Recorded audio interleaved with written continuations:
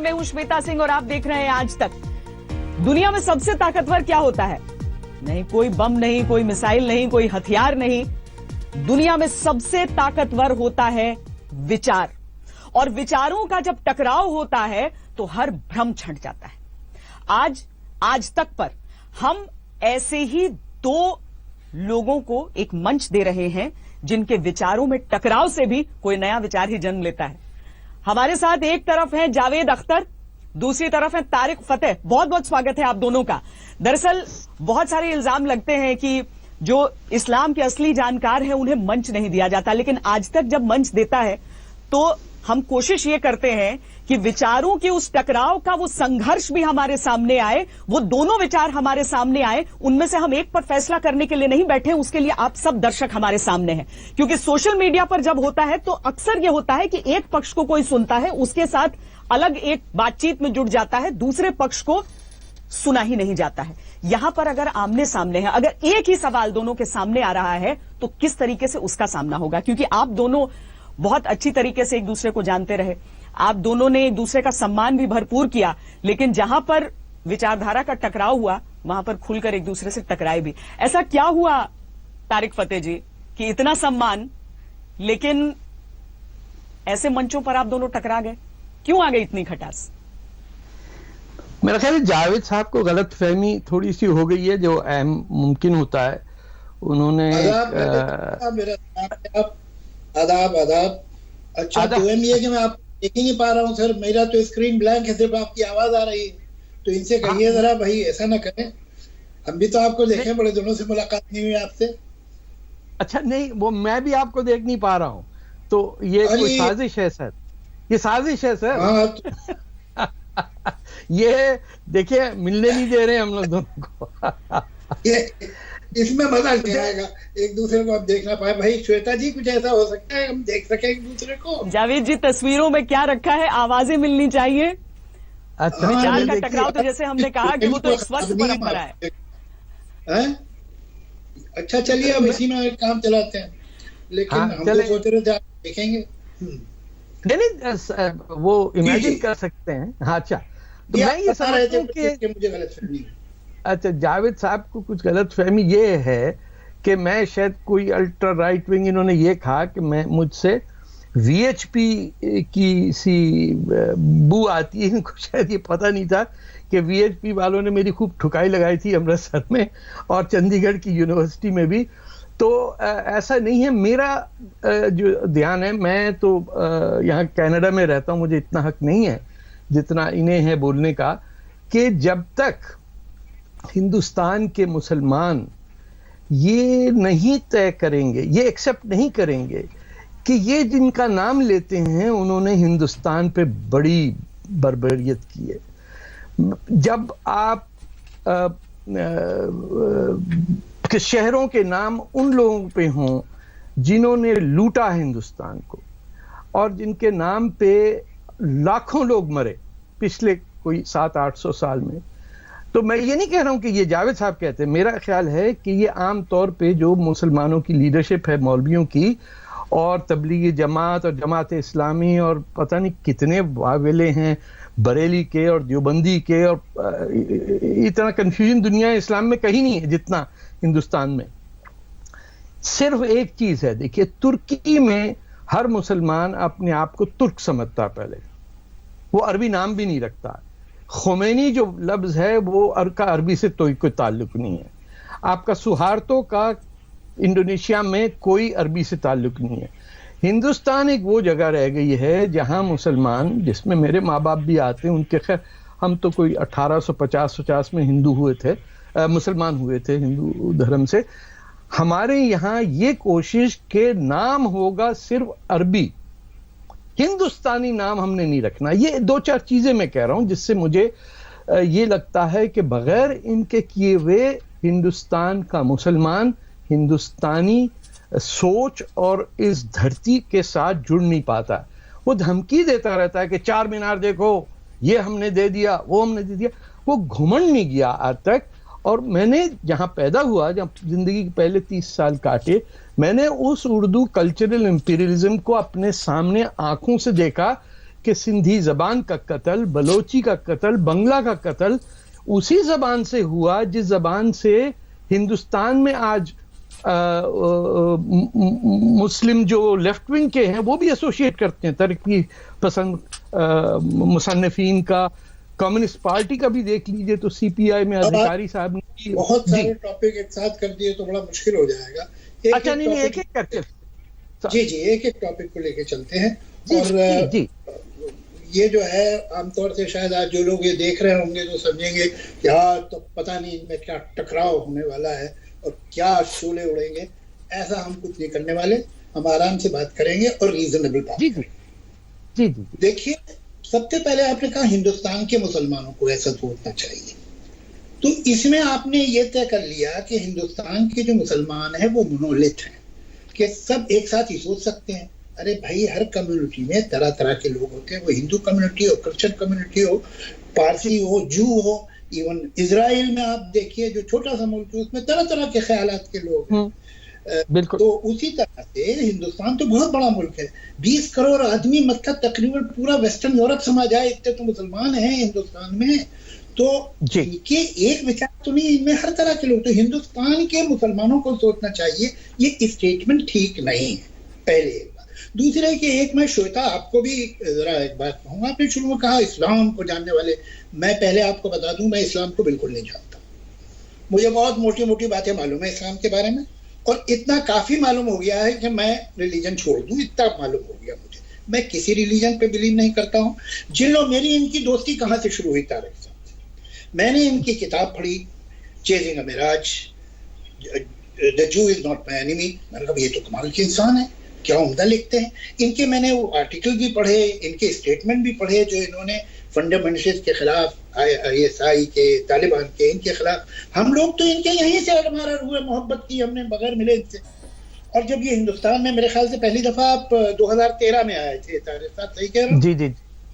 जी। तो ये गए जामिया में, और उस वक्त कोई इतना इनका वो नहीं हो गया था कि लोग जो है बहुत ही लोग दुश्मन हो इनके, वो जामिया ने इन्हें इनवाइट किया और वहां पर एक सर्टेन ग्रुप खड़ा हो गया, उसने इन्हें बोलने नहीं दिया, जिसपे हम लोग इतने नाराज हुए और हमने स्टेटमेंट्स भी दिए। और इनका जो पहला इंटरव्यू जिंदगी में छपा था और टाइम्स ऑफ इंडिया में छपा था, इन्होंने 2 आदमियों का नाम लिया कि देवर अपॉल्ड कि ऐसा हुआ मेरे साथ। उसमें एक का नाम जावेद अख्तर था और दूसरे का नाम इरफान हबीब था। इसलिए कि जो ये नाम बहुत सारे हैं भाई, तरह तरह के मुसलमान हैं, एक हम भी एक तरह के मुसलमान हैं। हम हर फंडामेंटलिस्ट के, हर रिएक्शनरी के, हर कम्युनिस्ट के, हर सेपरेटिस्ट के खिलाफ है। और ये कोई टीवी पे बैठ के मैं आपसे आज नहीं कह रहा हूँ। ये तलाक की बात तो सरकार ने अभी की 2-3 बरस पहले, हम 20 बरस से मुस्लिम फॉर सेकुलर डेमोक्रेसी, हमने एक ऑर्गेनाइजेशन बनाई थी, जैसे आपने भी तरफ कुछ इस तरह के प्रोग्रेसिव मुस्लिम कुछ बनाया था वहाँ। हम लोग का वजह क्या होता है कि हम बोलते तो कहते भाई इंडिविजुअल बोल रहे हैं, तो हमने एक ग्रुप बना लिया, ऑल दीज, ये जो हम लोग हैं जो जहन्नुम में जाने वाले हैं। और हमने मुस्लिम पर्सनल लॉ के खिलाफ, हमने 3 तलाक के खिलाफ, और सारे जो गलत कानून हैं, इवन पर्दे के खिलाफ, हमने जाके अलग अलग जलसे किए, स्पीचेस की। हमारा मैनिफेस्टो जो है वो उस पे आपको मिल जाएगा नेट पे। ये हमने, मतलब हम सबको जान का खतरा होता था, हम जहाँ जाते थे वहां सिमी वाले खड़े हो जाते थे, हमने वहां बातें की और हम आपको क्यों एडमायर करते रहे और आज हमें आपसे क्यों शिकायत है। देखिए, सेकुलर होने का मतलब यह है कि हम कम्युनलिज्म को बर्दाश्त न करें, हम रिएक्शनरी फोर्सेस को बर्दाश्त न करें। आज भी हम इनके खिलाफ है। मेरा पार्लियामेंट में जो आखिरी स्पीच थी, सुन लीजिए मैंने इन लोगों के बारे में क्या कहा। नहीं सुनिए, नहीं कि आप सिर्फ एक तरफ के फंडामेंटलिस्ट देखिए। आपने अभी मैं इसको एक्सप्लेन कर दूं ना कि क्यों मैं देखिए जावेद साहब, अर्ज ये है कि मैं, अगर आज दुनिया के ये जो मुसलमान हैं, कोई 2 बिलियन हैं, जितने भी हैं, इनमें 10% अगर फंडामेंटलिस्ट हो गए तो ह्यूमन सिविलाइजेशन खत्म हो जाएगी। क्योंकि आप तो सच बोल रहे हैं। ना मेरी बात सुने सर, प्लीज मेरी बात तो सुन लेना सर। देखिए, मैं एग्जांपल दे रहा हूं आपको। अगर तामिल इलाम सेपरेटिस्ट या खालिस्तानी ये रेडिकल हो जाते हैं तो एक बस छोटे से हिस्से में अफरा तफरी मचेगी। ये जो आपकी हमारी एंसेस्ट्रल कम्युनिटी है, इसके अंदर आप ये देखिए कि जितने पढ़े लिखे होते जा रहे हैं लोग, उतने ही रेडिकल होते जा रहे हैं। मेरे सामने आज तक कोई अनपढ़ मुसलमान रेडिकल दिखा ही नहीं मुझे, ना हिंदुस्तान में, ना पाकिस्तान में, अफगानिस्तान। मैंने आज तक, तभी तो हमारे यहाँ गांव में आज तक अभी कोशिश कर रहे हैं, लेकिन गांव में कम्युनलिज्म नहीं है। ये तो शहर का मामला, अनपढ़ हिंदू भी कम्युनल नहीं होते। देखिए मेरी सुन लें, 1-2 मिनट दे दे मुझे भी। इल्जाम आपका ये था कि मैं वीएचपी की तरफ से बोल रहा हूं। मुझे एतराज ये है कि हिंदुस्तान, मेरे पिछले 20-25-30 साल के अंदर जो मैंने सोचा, 1965 की जंग के बाद हिंदुस्तान की एक तारीख है जो दुनिया में यूनिक है, और मुझे हिंदुस्तान का हिंदू राष्ट्र बनना में कोई प्रॉब्लम नहीं है। जब मुसलमान इंग्लैंड में, अमेरिका में ओथ ले रहे हैं रानी के ऊपर, ये जितने भी वीजे पे गए हुए हैं मुसलमान रेडिकल, तबलीगी जमात वाले या मुस्लिम ब्रदरहुड या जमात इस्लामी, ये सब यहां आके रानी पे कहते हैं कि भाई साहब हम, रानी अंग्रेज होगी, हम उसके नौकर हैं, ये सब लेते हैं। तो इंग्लैंड में ये है, फ्रांस में है, हर जगह आप जिस मुल्क में हैं उसकी कदर, उसकी हिस्ट्री को आपको ऑनर करना चाहिए। यह हमें याद रखना पड़ेगा कि हमें किसी ने बुलाया नहीं मुसलमानों को, हम यहां आए हैं, बाहर से आए हैं, चाहे कन्वर्ट हुए हैं, कुछ भी हुआ है। हमने तैमूर से लेके आज तक बड़ा जुल्म किया। हम मुसलमानों को कहना चाहिए कि ये लोधी गार्डन की स्ट्रीट नहीं होनी चाहिए, ये राजा जाहिर की होनी चाहिए। पर मैं एक बात आपसे पूछूं, आपका हिंदुस्तान की हिस्ट्री और पर्टिकुलरली जो मुस्लिम एरा है, उसका सोर्स ऑफ इंफॉर्मेशन क्या है? जाहिर है कि अकबर के वक्त ना आप थे ना मैं था, तो हमने पढ़ा ही है ना। तो दोनों साइड का पढ़ा है। हाँ, यू नेम तैमूर का तो मुझे पता। देखिए तैमूर का, बाबर का, औरंगजेब का हमें सब पता है। मैं तैमूर का नाम लिया ना, मैंने बाबर का नाम लिया। मैं ले रहा हूं ना, मैं ले रहा हूं का शाहजहां। आपने इनके बारे में अपने बच्चों का नाम तैमूर रखा है। नहीं, मैं कह रहा हूं कि आज भी जावेद साहब, आज भी अपने बच्चों का नाम तैमूर रख रहे हैं ना लोग। औरंगजेब, औरंगाबाद है ना, नहीं करता, और तैमूर ने कभी दिल्ली में बैठ के हुकूमत भी नहीं की है। सवाल ये पहाड़ लगा दिए, दिल्ली से क्या फर्क पड़ता है? तक्षशिला को क्या हुआ? ये बात फेयर नहीं। मैं आपसे पूछ रहा हूं कि अकबर, जहांगीर, शाहजहां के बारे में आपने किस हिस्टोरियन में पढ़ा? कौन है वो हिस्टोरियन जिसने आपको नॉलेज दी? अकबर या शाहजहां जो हैं, उनके ऊपर तो कोई ऐसा एंटी इंडियन वो इल्जाम भी नहीं लगता है। ये तो हिंदू माओं के बेटे थे।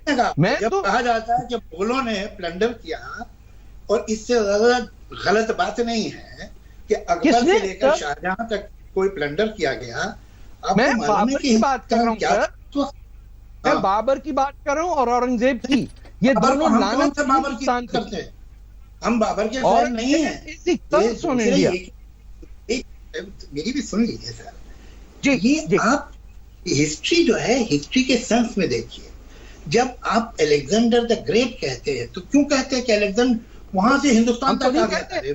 हमारे तो पंजाब पे हमला किया, हम तो नहीं कहते, हमने तो भगा दिया उसे। अच्छा, उस वक्त ने मार के भगाया, पंजाबी था, हमने मार के भगाया बहुत लोगों को।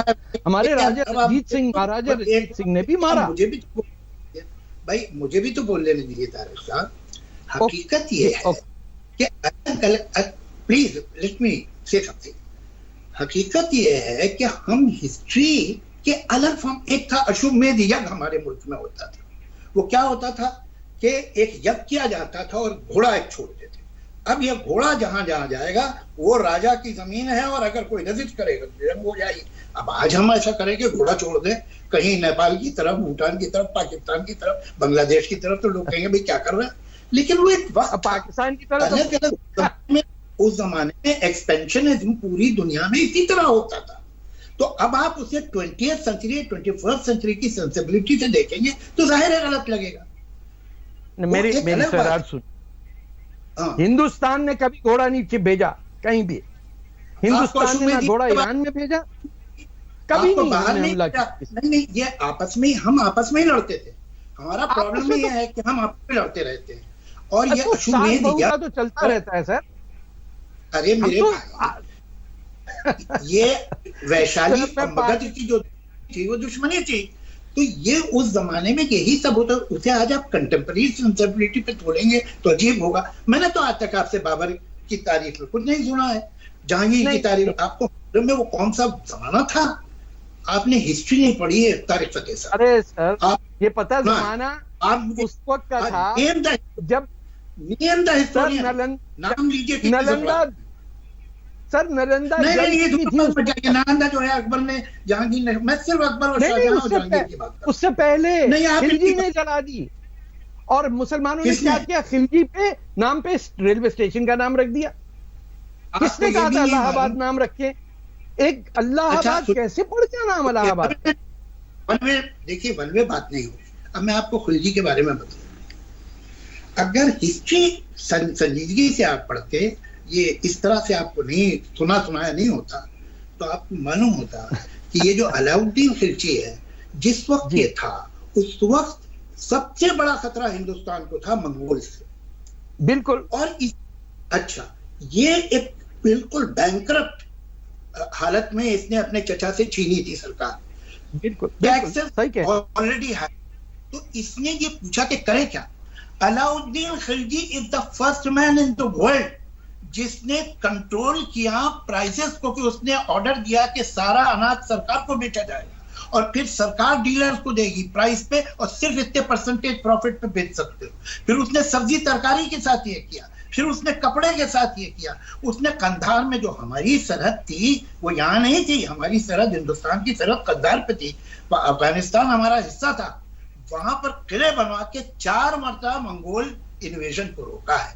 और मंगोल आप भी जानते हैं, जैसे बगदाद पे जब उन्होंने हमला किया था, वो शहर को तहस नहस कर, तो ये मंगोल अलाउद्दीन खिलजी ने रोके थे 4 बार। अच्छा, उसके बाद दूसरी मेरी बात सुनिए, जब वो नहीं अभी मैं कंप्लीट करने दीजिए मुझे। जहां दिल्ली में था, वहां एक यही निजामुद्दीन, जिनकी आजकल बहुत शोहरत हो गई ना, ये निजामुद्दीन औलिया उसी के जमाने में थे और बहुत बड़े पीर थे, उनकी लाखों की फॉलोइंग थी।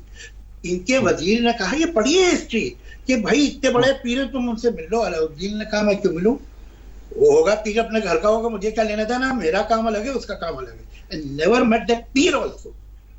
he refused to meet the peer. कुछ दिखाते हैं, आप उसे एक लुटेरा दिखाते हैं। अगर वो रोकता नहीं, सर मेरी बात तो सुन लें। तो मंगोल आगे होते यूनिवर्सिटी का बताइए ना, हिंदुस्तान की तारीख मिटा दी। 3 महीने तक यूनिवर्सिटी जलती रही, सारे बुद्धिस्ट जो टीचर्स थे वो भाग गए, 3 मिलियन बुक्स जला दी। अरे मंगोल क्या करती था? जब क्रिश्चियन मिशनरी ने हमला किया था ग्रीस पे, तो उन्होंने सारा लिटरेचर जला दिया, सारी लाइब्रेरी जला दी। लेकिन आज के नाम पे रेलवे स्टेशन क्यों है? आज आप उन्हें ब्लेम करें, तुमने ये यूनिवर्सिटी जला दी, तुमने वो पूरा। फैक्ट ये है कि अरिस्टोटल, प्लेटो, ये तो बच गए अपने ट्रांसलेशन की वजह से, वरना उन्होंने तो क्रिश्चियन मिशनरी ने सब जला दिया था उनका। आप वो तो बगदाद में हुआ, वो दिल्ली में तो नहीं हुआ ना। जावेद जी, हम बगदाद की बात कर रहे हैं, हिंदुस्तान। अब बहुत जावेद जी, अगर इजाजत दे तो मैं इजाजत दे तो थोड़ा इतिहास से अगर हम वर्तमान जावेद जी, अगर इजाजत दे तो हम इतिहास से वर्तमान पर आए। एक सवाल जिसका जवाब,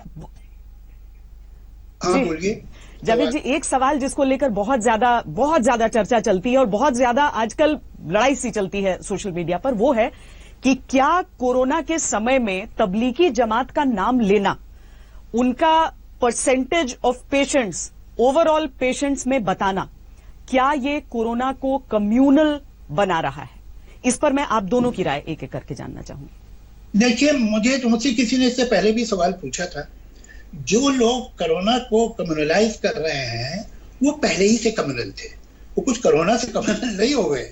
ये बीमारी कोरोना तो अभी आई, वो कम्युनलिज्म की बीमारी उनकी पुरानी है। और ये जो इन्होंने किया है, इन्होंने ये जो क्या नाम है इसका जमात, कौन सी जमात है ये, तबलीगी जमात, ये सब एक ही है सर। और क्या इस पर करे, इनको कोई अकल है? और ये फैनेटिक लोग हैं, इन्हें समझता है जो होता है अल्लाह की मर्जी से होता है, तो हम तो अल्लाह को खुश कर रहे हैं, तो हमें क्यों होगी ये बीमारी? और यही बातें जो हैं, मतलब जो वर्ल्ड में आप देखेंगे जो एक्सट्रीमिस्ट क्रिश्चियन हैं, उनका भी ये हाल है। तो ये जो एक्सट्रीमिज्म है, अच्छा इस तरह की बेहुदा बातें होती है, और ये गैर जिम्मेदारी की बात थी, और इसमें बिल्कुल जो लोग पकड़े गए हैं ठीक पकड़े गए हैं और पकड़े जाने चाहिए। लेकिन आप ये कहें कि हिंदुस्तान में कोरोना सिर्फ उस 2 दिन की वजह से पैदा हो गया, ये गलत है, ये एग्जैजरेशन जरूर हुआ। नहीं, कोई नहीं कह, ये तो कोई नहीं कह रहा सर, 30% के हिसाब से बात हुई ना, कोई नहीं कह रहा कि उन्होंने किया।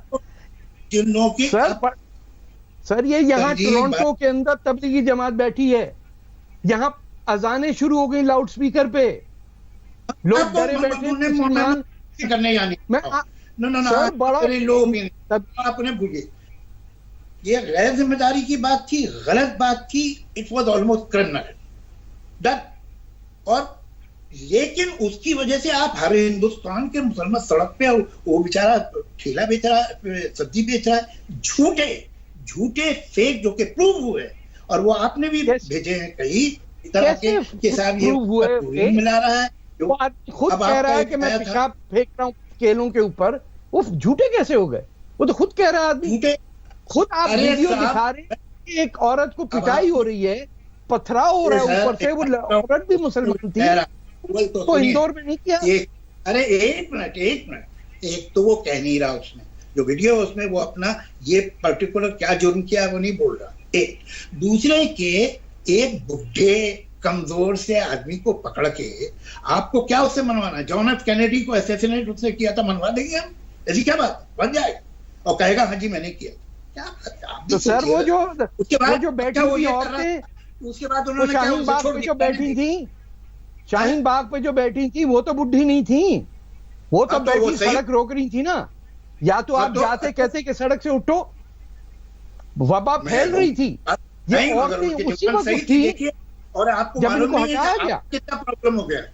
आपको एक बात बताऊं, आपने कई बार अपने इंटरव्यू में कहा कि अगर मुझे इंडियन सिटीजनशिप दे दी जाए तो मुझे कोई आपत्ति नहीं है, दे, ये मैंने सुना है अपने कान से। अब आपको नहीं मिल सकती, ये की वजह से, चूंकि आप मुसलमान हैं, आपका नाम है तारिक फतेह, तो आपको आज अगर अप्लाई सर ना मुझे मिल सकती है। देखिए ये सीए पढ़ाओ तो आप ये नहीं कहते, सीए के आपने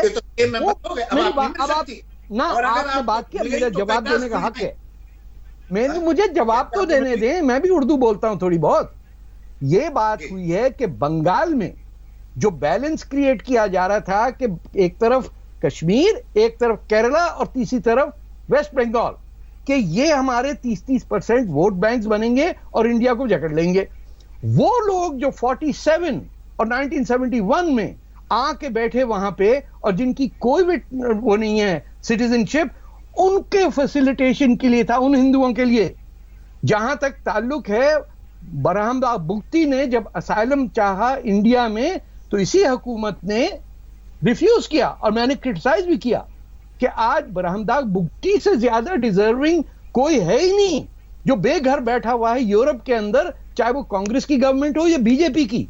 मैं एक बात बता दूं कि आपके यहां अफसरशाही है, हजारों के साथ सेक्रेटरी बैठे हुए हैं, कोई काम का काम होने नहीं देते, उनको सिर्फ यह है कि रिटायरमेंट पे घर का मिलेगा, और पूरी कौम बर्बाद कर दी आपने कि आप पाकिस्तान से अपना गिलगित बल्तिस्तान नहीं ले सके। ये तो आपका मुल्क है, गिलगित बल्तिस्तान कैसे छोड़ दिया आपने? जो है वो ठीक चल रहा है। आप एक बात देखिए, परफेक्शन कहीं नहीं होता, लेकिन उसके बावजूद जब आप देखेंगे एशिया को चारों तरफ, तो जितनी डायनेमिक डेमोक्रेसी हमारे मुल्क में है वो कहीं नहीं मिलती। जो हमने इंडस्ट्रियल प्रोग्रेस किया है, ये मत बोलिए कि हमारे अफसर कुछ नहीं करते। हम अपने अफसर से खुश हैं, और जो शिकायत होगी वो हम उनसे कर लेंगे, वो हम पाकिस्तानियों कैनेडियन से नहीं डिस्कस करेंगे, वो हमारा घर पाकिस्तानियों में। और जावेद साहब, पाकिस्तान में आप भी जाते हैं, मैं भी जाता हूं, मैं जाऊंगा तो मर जाऊंगा, आप जाएंगे तो हजारों लोग आपको जावेद भाई जिंदाबाद, जावेद भाई जिंदाबाद कहते हैं, हमें यह भी पता। और पाकिस्तान किसने बनाया उसका भी हमको पता है। सिंधियों ने नहीं बनाया, पंजाबियों ने नहीं बनाया, ना बलोच ने, ना पठान ने। ये यूपी, बिहार के और कम्युनिस्ट पार्टी ऑफ इंडिया ने बनाया। अधिकारी कमीशन रिपोर्ट पढ़िए आप। 20,000 मुसलमान आपने भेजे पाकिस्तान में कि मुस्लिम लीग को जताओ। आप पढ़ लीजिए। रिसेंट हिस्ट्री भी गलत है, पुरानी हिस्ट्री तो आप जानते नहीं। रिसेंट नहीं सर, अधिकारी 1946 में प्रोविंशियल इलेक्शन हुआ था।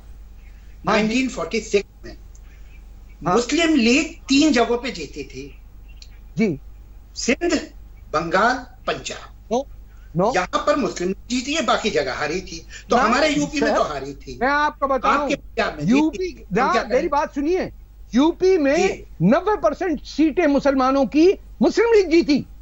क्या बात कर रहे हैं आप? बिहार में 90%, बॉम्बे 90%, मद्रास 90%, सारी सीटें मुस्लिम लीग को जीती। और कम्युनिस्ट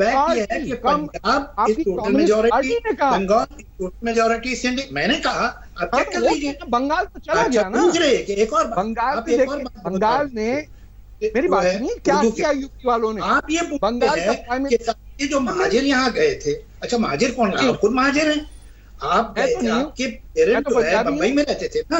महाजिर, हाँ ना, पंजाबी लोग हैं सर। हमारा पंजाब बांटा आपने, आपने यूपी नहीं बांटा, आपने बिहार नहीं बांटा, आपने पंजाब के 2 टुकड़े किए। इतना पंजाब का दर्द है, सारी जिंदगी कराची में रहा। और कौन बैठा हुआ पाकिस्तान में? उर्दू कैसे आ गई? पाकिस्तान की ज़बान उर्दू कैसे हो गई? उर्दू कैसे है पाकिस्तान की ज़बान? हमारी मेजॉरिटी ज़बान बंगला थी। बंबई से गए। अच्छा, उसके बाद सुनिए, आपने पाबंदी लगाई कि अभी देखिए हम दोनों एक दूसरे के साथ बोल रहे हैं। चलिए आप बोलिए, फिर मैं बात करूंगा। हम दोनों को नहीं, मैं तो देखिए, मैं आपसे ये कह रहा हूं, मुझे मौका दीजिए। ओके, बोल लीजिए। अच्छा, मुझे हाँ, बिस्मिल्लाह करें, बिस्मिल्लाह करें। एक मौका तो देंगे, वरना आप ही बोलते नहीं, ऐसा ना कीजिएगा। आप बोलिए पहले। है ना, आप बोलिए। You are welcome. अच्छा, मैं जी जी जी जी जी। मैं ये जानना चाहता हूँ कि ये किस्सा क्या है। ये आप महाजिरों को इल्जाम देते रहते हो, महाजिर तो आप खुद हैं। आप बंबई से कराची आके, मैं तो कराची में पैदा हुआ, पंजाबी, मैं कहां से महाजिर हो गया? मैं नहीं पैदा महाजिर हुआ। आप मेरी फैमिली लाहौर की है, मैं कहां से महाजिर हो गया साहब? ऐसे तो कलकत्ता में चिन्होटी कराची क्यों गए? लाहौर चले जाते। आप कराची में सारी जिंदगी, मैं रहा हूँ लाहौर, आपने जीने दिया। आपने पंजाब में उर्दू को याद रखिए, आपने पंजाब में पंजाबी जबान पे पाबंदी लगाई। यूपी से आके हमने नहीं लगाई, नहीं भूलेंगे, हमने नहीं भूलेंगे। आपने बंगाल में बंगला पे पाबंदी लगाई। बांग्ला में पहले तो आप मत इस्तेमाल कीजिए, ये गलत, अनफेयर बात। मैं एक इंडियन हूँ, मेरा क्या लेना देना है कि वहां किसने कौन सी जबान कहां से लगाई? तो ये इंडियन ही आए थे, और कौन आए थे? इंडियन आए थे ना कराची में। आप जो सिंध में कौन आया? सिंधी जबान पे पाबंदी किसने लगाई? अच्छा, पश्तो पे पाबंदी किसने लगाई? अरे मेरे भाई, अब आप मुझे बोलने देंगे? मेरी इजाजत है? सॉरी, इजाजत है? प्लीज। बिल्कुल, मैं तारीफ। अब मैं बोलता हूँ। हकीकत ये है कि 65% तकरीबन पाकिस्तान की पॉपुलेशन पंजाबी है। हकीकत ये है कि पाकिस्तान की फौज एक पंजाबी फौज, मुस्लिम फौज है। वो उर्दू आज से नहीं बोल रहे हैं। पंजाब उर्दू पार्टीशन से पहले से बोलता था। हमारे जितने पंजाब से, अरे भाई एक मिनट कंप्लीट करने दीजिए ना मुझे बात। जो पंजाब से हमारे यहाँ भी रेफ्यूजी आप लोगों ने भेजे, शरणार्थी वहां से उनको भेजा आप लोगों ने, वो आज तक बेचारे उर्दू लिखते हैं।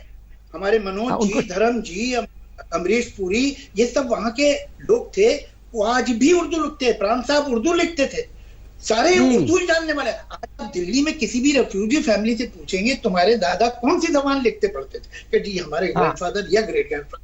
टाइम गुजर गया। हम बाकी पंजाबी जो थे इडियट थे, और बाकी ये बीच में बोल, नहीं ये नहीं, ये गलत बात। पहले मेरी बात पूरी सुनिए। तो पंजाबी तो उर्दू पढ़ता लिखता पहले से ही था। उर्दू में 20th सेंचुरी में मेजर कंट्रीब्यूशन पंजाबियों का है। मैं तो यूपी का हूं, लखनऊ का हूं, मैं आपको बोल रहा हूं, मैं लखनऊ का उतना बड़ा कंट्रीब्यूशन नहीं मानता जितना पंजाब का। जो और पार्टीशन से पहले कितने बड़े बड़े राजेंद्र सिंह बेदी, कृष्णचंद्र, फैज अहमद नदीम कासिम, ये सब पंजाबी तो थे। तो पंजाब में तो उर्दू पहले से थी, उसको कौन इम्पोज करेगा? एक दूसरे के लियाकत अली खान जो यूपी का था, जब भाई ये देखिए, अब ये फेयर बात नहीं है, मैं तो चुपचाप सुनता हूँ आपकी बात, आप बीच में बोल रहे हैं।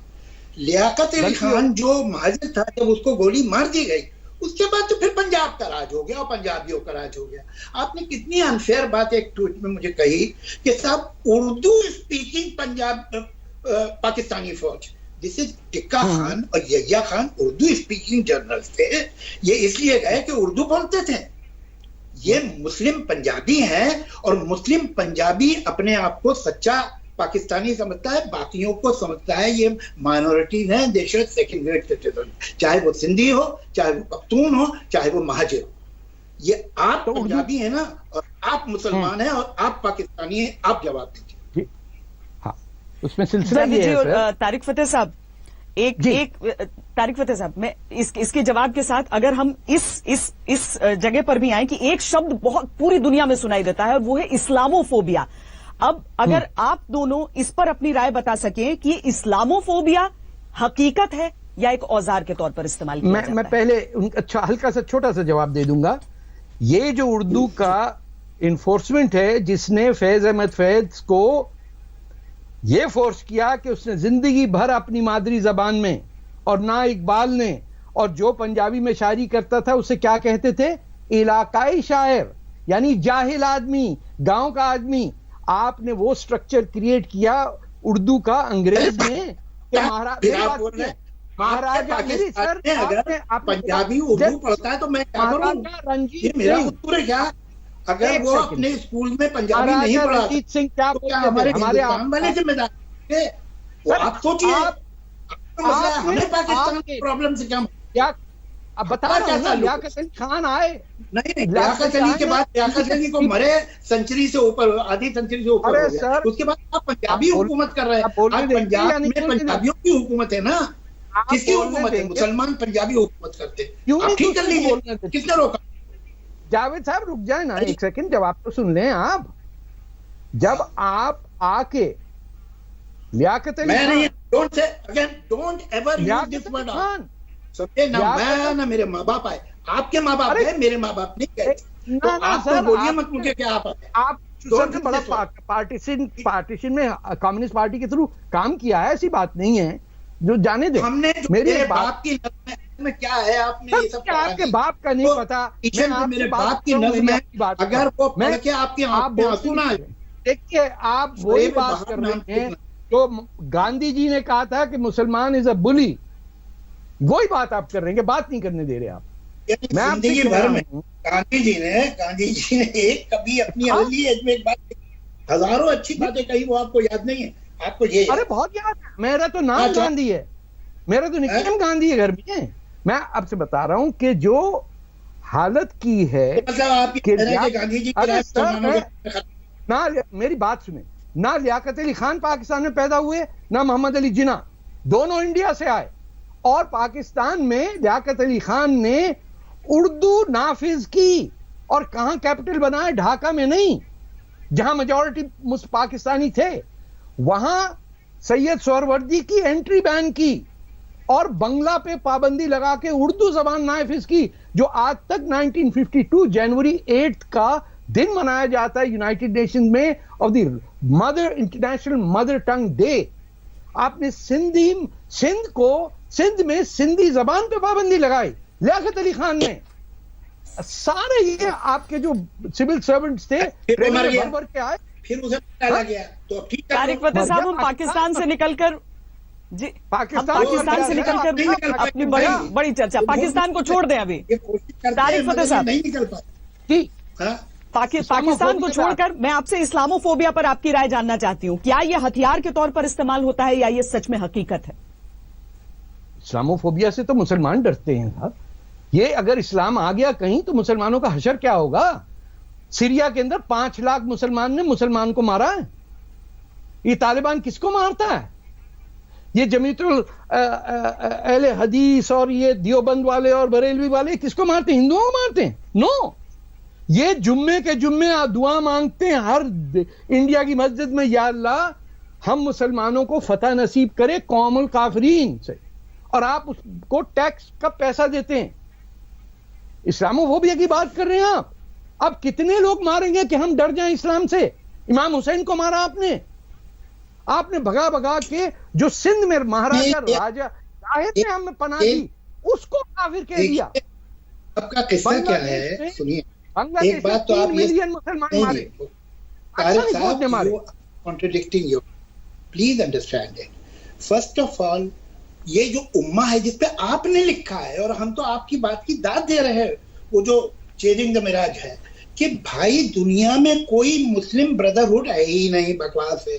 कोई उम्मा के पैन इस्लामिक ब्रदरहुड बकवास है, यही तो आपने कहा। मैं तो खुद कहता हूँ ये बात, मानता हूँ आपके, और मुझे बड़ी खुशी हुई कि आपने लिखी।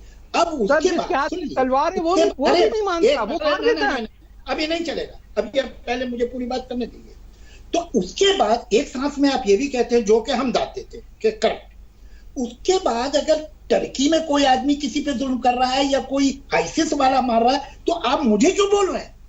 मेरा क्या आपने बोला ना कि ये लोग एक नहीं है, और मैं कभी नहीं एक नहीं, लेकिन आप कभी मैंने इल्जाम नहीं लगाया सर। मैं तो आपकी बड़ी इज्जत करता हूँ, क्योंकि आप की बात ना सर, मैंने तो आपके कुछ भी नहीं बोला। आपने कहा मैं वीएचपी का आदमी हूँ, जिन्होंने मेरी ठुकाई की वो आप। मैं कहा, मैं फिर कहूंगा, मैं समझ रहा हूँ, मुझे तो होटल में बंद करके मारा। देखिए, अब आप एक ट्वीट करते हैं, समझे मुझे, देवास में ऐसा करें, देवास में एक मुसलमान आदमी जिसने दीपक नाम के एक हिंदू लड़के को कुल्हाड़ी मार दी, ये आपने ट्वीट किया। देवास में ऐसा हुआ, आपने किया था ना ट्वीट। मुझे मुझे इस्लाक के बारे में जिसको लिंच कर दिया गया था, मोहम्मद अफजल के बारे में जिसे जिंदा जला दिया गया था, तबरेज अंसारी के बारे में जिसे 4 घंटे पेड़ से बांध के मारा गया था और उसके बाद 2 घंटे बाद पुलिस स्टेशन ले गए, 2 घंटे तक जख्मी हो पुलिस स्टेशन में पड़ा रहा, उसके बाद हॉस्पिटल में उसे ले गए, अगले दिन वो मर गया और पोस्टमार्टम रिपोर्ट ये है कि वो हार्ट अटैक से मरा। आपने कोई ट्वीट किया? कहीं कुछ होता है तो मैंने किया हो या नहीं मुझे एकदम याद नहीं है। मैं एक बात बता दूं सर, मैं आपके इस शहर जितना मैं बताऊं, ये जो मुझे जो इतराज है ये डबल स्टैंडर्ड। आपको क्या डर लगता है? अगर एक आदमी सड़क पे लिंच हुआ है और उसका वीडियो ले गया, बुढ़ा आदमी बेचारा, कौन सा, मुझे भेज दीजिए, मैं कर दूंगा। ऑनेस्टली आपको डर क्यों लगता है? क्या वजह क्या है? अरे नहीं डर लगता सर, मुझे तो किसी से डर लगता नहीं, ऊपर वाले से नहीं लगता डर, मैं किससे डरूंगा? तो फिर आप मैं तो ये चला गया, लोगों ने कहा उधर जो जाएगा वो मर जाएगा। ऊपर वाले से डर नहीं लगता तो मतलब कम से कम ऊपर वाले को मानते हैं आप?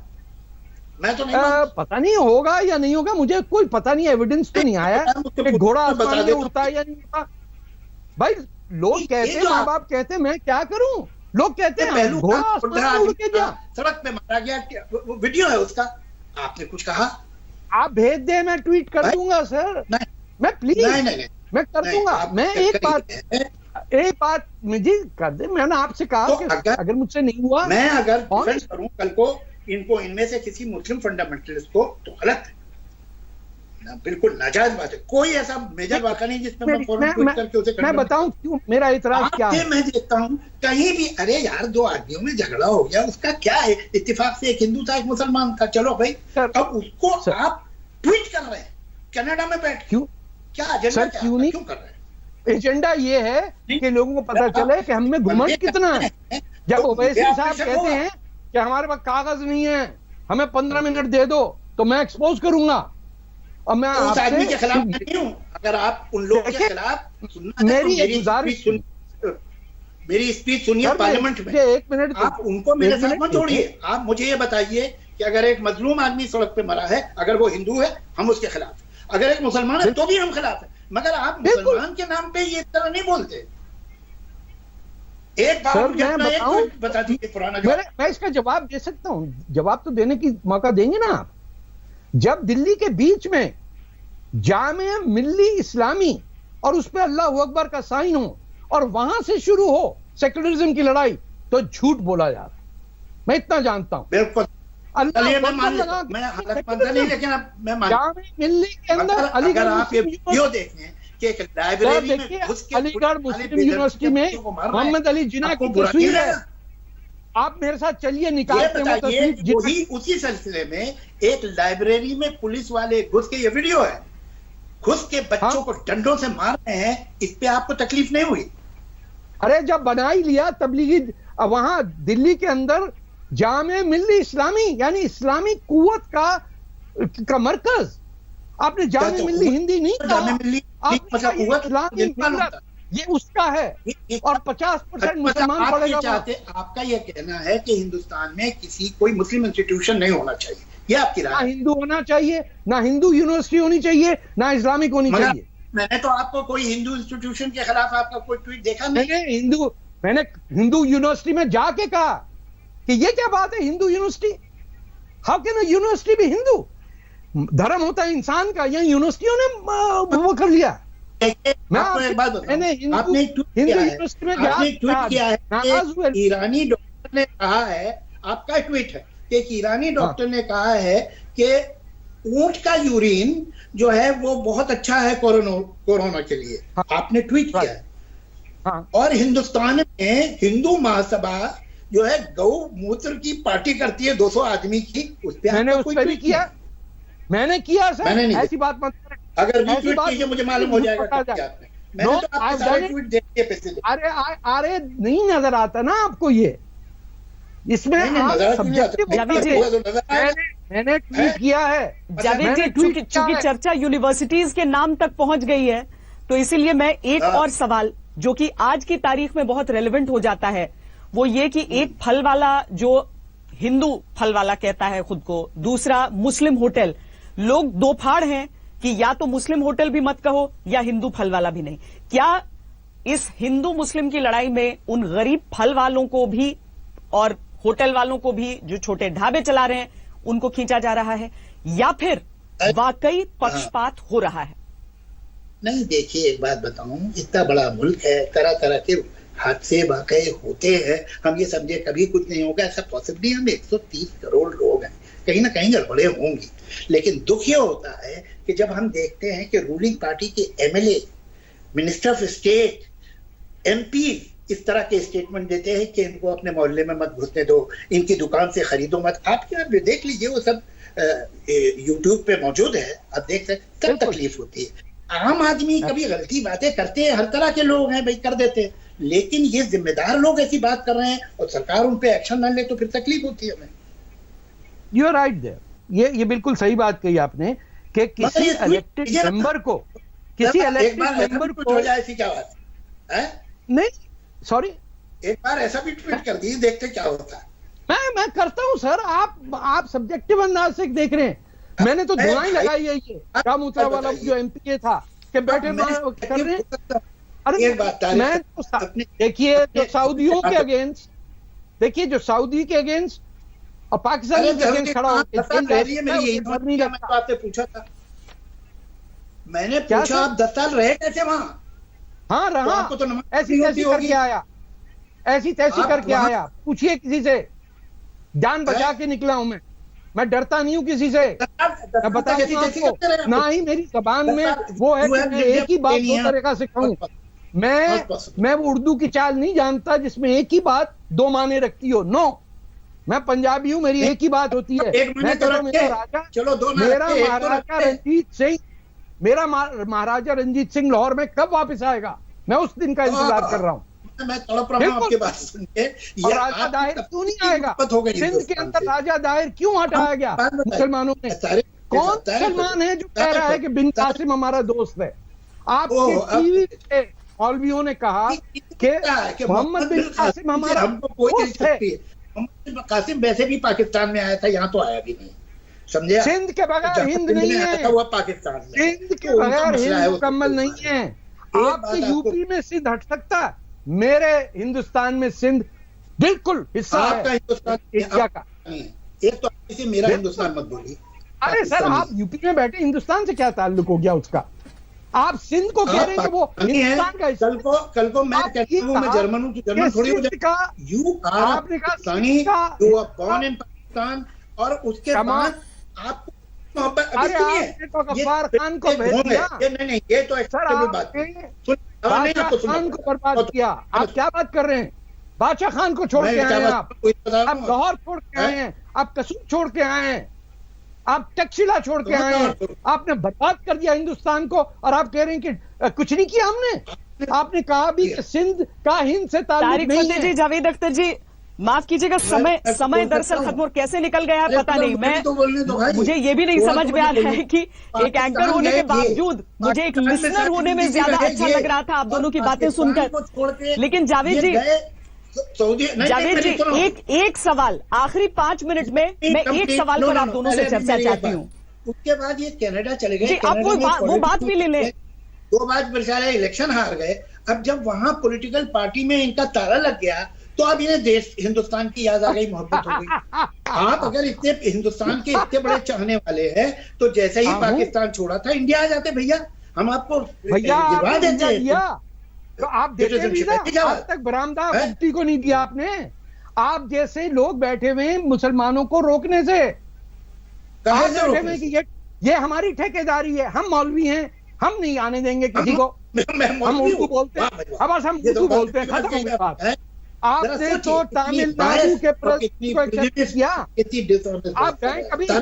आप सिर्फ उर्दू से, आप उर्दू और सिर्फ उर्दू के ताल्लुक है आपका, इस्लाम उर्दू पाकिस्तान। क्या जबान है? आप उर्दू के बारे में कुछ नहीं जानते, सच बात। अरे है क्या उर्दू? झूठ की जबान है, दुनिया में जलेबियां बनाएंगे, आप झूठ बोल language, only language in the world. अरे जिसकी तुर्की लैंग्वेज से शुरू हुई है। तुर्की फौजी जो जमीन में दिल्ली में क्या करते थे यहाँ की औरतों के साथ, उनकी जबान है, वरना ये खड़ी बोली थी, भोजपुरी थी।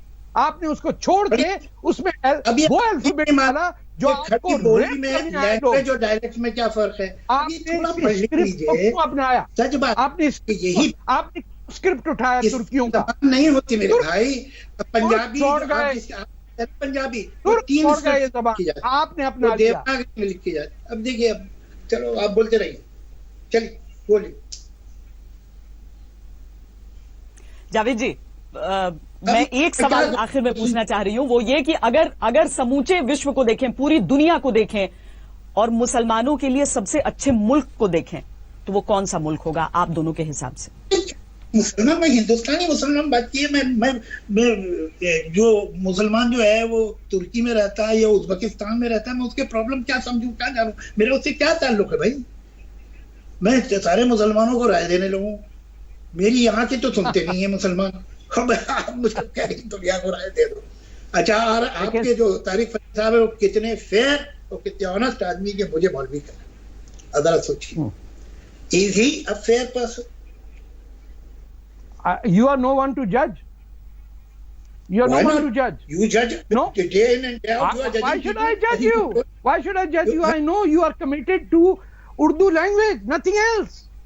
सिर्फ ये कोई फिल्म नहीं है जिसके डायलॉग लिख रहे हैं आप दूसरों को बदनाम कर रहे हैं, झूठा इल्जाम लगा रहे हैं आप, लेकिन क्योंकि उर्दू है इसलिए वो अच्छा लगता है। जवाब दे दीजिए कि आपने अरे बताइए, जलेबियां बनाए आप, छोड़े ना साहब, छोड़िए, कब से लगे हुए, पार्टीशन करा दिया, बांग्लादेश में पा दिया, क्या कुछ नहीं हुआ। हिंदुस्तानी कैरेक्टर है।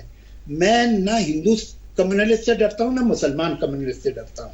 आप ये सब खुशनुदे कीजिए, पता नहीं मुझे आपको क्या फायदे की उम्मीद है वो मैं नहीं जानता। अरे आप पाकिस्तान जाके तो देखिए, सर पे उठा के घूमेंगे लोग, आप इतने बड़े मुसलमान हैं। पाकिस्तान क्या, मैं अमेरिका जाता हूँ, जाता हूँ, ये कैसी बात है? जिस मुल्क में भी काट दो। और हिंदुस्तान में पाकिस्तान का एजेंट कौन हुआ फिर? मैं जो जाऊं तो मारा जाऊं, आप जाए सर पे उठाया जाए, आप तो आप में जा रहे तो है। मैं दुनिया में जहां हिंदी लोग जानते हैं, हिंदी फिल्म हिंदी नहीं जानते, पाकिस्तान में हिंदी कोई नहीं जानता ना, पाकिस्तान में कोई हिंदी नहीं बोलता ना पढ़ सकता आपने जो हिंदी में लिखा है। पाकिस्तान में जानते हैं आपको as the front line troop of Urdu, क्योंकि आपने सिंधियों से उनकी जबान ली, बंगालियों से ली, बलोचों से ली, पश्तूनों से ली। ये कब से हो रहा है? ये मैंने कितने वर्षों से कर रहा हूं। आप इंस्टीट्यूशन है सर, आप इंस्टीट्यूशन है। 1946 से चल रहा है। पंजाबी में एक जलूस बताइए पाकिस्तान के पंजाबी आर्मी एक जुलूस बताइए में जो आप दिल्ली किसी में और पाकिस्तान के को अगेंस्ट इल्जाम उन महाजरों को जो कि आप भी हैं देना दीजिए, मुझे क्या लेना देना। लेकिन अरे हकीकत भैया, ये है कि जिस फौज ने हमला किया था बांग्लादेश पे और रेप्स किए थे वो पंजाबी मुस्लिम फौज थी। अब वो और उर्दू हिंदुस्तानी बोलती है ने कुछ मुहद्दब कहा? करने के लिए, तो मैं क्या करूं? ना ना भाई ना, मैंने मुझे थोड़ी बताइए, उनसे कहा कि तुम उर्दू पढ़ा करो। किसी हिंदुस्तानी ने एक वर्ड बोला, वो जो प्रेसिडेंट थे आपके उस वक्त, उन्होंने इंदिरा गांधी से कहा इट्स एन इंटरनल मैटर, मारने दो बंगालियों को। कौन से not a single Indian, Fakhrul Ahmad जो थे, not a single Muslim leader condemned Pakistan for killing Mukti Bahini. जब जीत गया हिंदुस्तान तो सबने नज़में लिखी। आपने आप कहा मुझे एक कि साहब स्टेटमेंट इन्होंने जो बताइए, नज़में लिखी होंगी, इन्होंने एक जो नज़में स्टेटमेंट लिखी होंगी वो तो फतेह के बाद लिखी होंगी। चलो फतेह के बाद ही लिखी, हालांकि ऐसा नहीं था। हाँ। फैक्ट तो ये है कि प्रीतीश नंदी जो हिंदुस्तान का मशहूर राइटर और जर्नलिस्ट है, और कैफी साहब, while the war was on, वो वॉर जोन में चले गए थे तुम। ना वॉर नहीं, मैं वॉर जोन की बात ही नहीं कर रहा हूं, मैं उस कत्लेआम की बात कर रहा हूं जो वॉर से पहले हुआ, जब पाकिस्तानी फौज थी। मुझे एक बताइए मुक्ति बाहिनी का वर्ड, शब्द यूज किया हो किसी ने? एक नहीं था हिंदुस्तानी मुसलमान लीडर, सब पाकिस्तान के झंडे छुपाए बैठे थे। अब भी मिल जाएगी पुरानी दिल्ली में, जाके देख लीजिए। आप सही नहीं कह रहे, आप सही नहीं कह रहे, इसलिए कि सर मुझे पता, मैं देख के आया हूं। आप एक पाकिस्तानी होके हिंदुस्तान के कोई भी लोगों को इल्जाम लगाएं बांग्लादेश पे जाति पे, तो अजीब बात। ये आपकी फौज थी जिसने जाके बांग्लादेश में रेप्स किए, ये आपकी फौज थी जिसने बांग्लादेश के लोगों को, उनकी फौज, हमारा पाकिस्तान फौज ने तो बचाया है। जो पाकिस्तान साहब, जावेद अख्तर जी, बहुत बहुत इतना ही समय है हमारे पास आज इस चर्चा के लिए। हालांकि हम ब्रेक के बिना लगातार ये चर्चा करते रहे। आप दोनों की जो राय रही वो वाकई एक एक शब्द सुनने के बाद लोग अपनी विचार खुद बना सकते हैं। उम्मीद करता हूं, बहुत बहुत धन्यवाद। लेकिन यह कि मैं जरूर उम्मीद करता हूं कि अब फ्यूचर में आपके ट्वीट्स थोड़े से फेयर होंगे। बिल्कुल होंगे सर, आप आइए, चाय पिलाएंगे आपको। चलिए इसी ओके, चाय पर आप दोनों की चर्चा हो, आप दोनों की मन की बात भी हमने सुनी, चूंकि चाय से अंत कर रहे हैं। बहुत बहुत धन्यवाद हमसे इस पूरी बातचीत के लिए। तो सवाल कई हैं, उसके जवाब कई हैं। जो विचार आपने सुने हैं, जैसा हमने आपको कहा था, वो हथियार से ज्यादा मजबूत होते हैं, हथियार से ज्यादा घातक होते हैं। अभी के लिए इतना ही। देश और दुनिया की बाकी खबरों के लिए देखते रहिए आज तक। नमस्कार, मैं हूं अंजना ओम कश्यप। हमें उम्मीद है ये वीडियो आपको पसंद आया होगा। लेटेस्ट खबरों के लिए यूं ही देखते रहिए आज तक, और इस वीडियो के पसंद आने पर लाइक, शेयर एंड सब्सक्राइब करना ना भूलें।